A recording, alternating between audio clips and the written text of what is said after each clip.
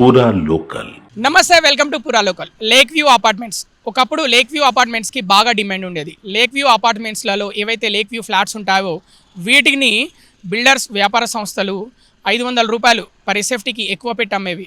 ఒక్కొక్కరు 1000 రూపాయలు కూడా ఎక్కువ పెట్టి అమ్మేవారు లేక్ వ్యూ అపార్ట్మెంట్. కాబట్టి ఇప్పుడు ఒక్కటి కూడా సేల్ అవ్వని పరిస్థితి. అది ఎందుకో మీకు ఆల్రెడీ అర్థమైపోయి ఉంటుంది. ఎందుకంటే హైడ్రా దూకుడు. హైడ్రా ఎప్పుడైతే వచ్చిందో అప్పటి నుంచి లేక్ వ్యూ అపార్ట్మెంట్స్లలో ఫ్లాట్స్ ఒక్కటి కూడా సేల్ అవ్వని పరిస్థితి.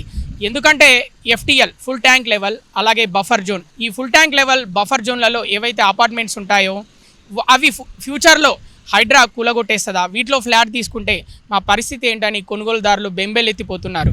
దాంతోపాటు వ్యాపార సంస్థలు, ఏవైతే రియల్ ఎస్టేట్ వ్యాపార సంస్థలు ఉంటాయో బ్రౌచర్స్లో వాళ్ళు ఒకప్పుడు ఇది లేక్ వ్యూ అపార్ట్మెంట్ ఇప్పుడే కొనుక్కోండి, 4-5 ఒకటేసారి పెద్ద మొత్తంలో కొనుక్కుంటే మీకు తక్కువ రేట్కి వస్తాయి, రేపు రెడీ టు మూవ్ ఉన్నప్పుడు మీరు కొనుక్కోవాలన్నా అధిక మొత్తం వెచ్చించి కొనుక్కోవాల్సి వస్తుందని వాళ్ళ బ్రౌచర్స్లో, వాళ్ళ ఫ్లైయర్స్లో, వాళ్ళ పాంప్లెంట్స్లో పెట్టిన పరిస్థితి. అలాంటిది ఇప్పుడు పూర్తిగా పేరు మార్చేసి ఏదైతే లేక్ వ్యూ అపార్ట్మెంట్స్ ఉన్నాయో వాటిని మార్చేసి గార్డెన్ వ్యూ అనే పేరు పెడుతున్నారంట.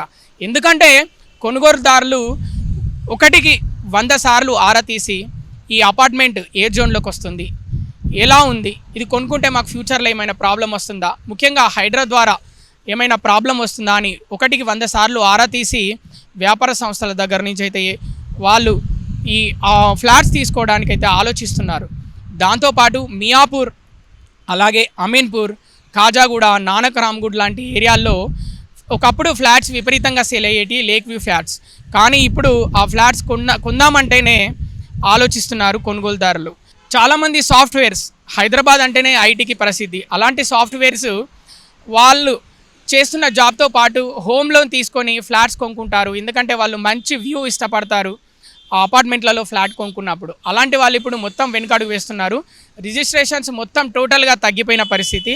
ఒకవైపు హైడ్రా దూకుడు, మరోవైపు రిజిస్ట్రేషన్స్ తగ్గుతున్న పరిస్థితి. మరి గవర్నమెంట్కి ఆదాయం ఎక్కడి నుంచి వస్తుంది? మరోవైపు వరదలు, భారీ వర్షాలు కురుస్తున్నాయి, వరదలు వస్తున్నాయి. సో ఇవన్నిటి మధ్య, ఇప్పుడున్న ఈ పరిస్థితుల మధ్య సేల్స్ అయితే విపరీతంగా తగ్గిపోయాయి. రియల్ ఎస్టేట్లో సేల్స్ తగ్గిపోయాయి. బిల్డర్స్ అయితే వాపోతున్నారు.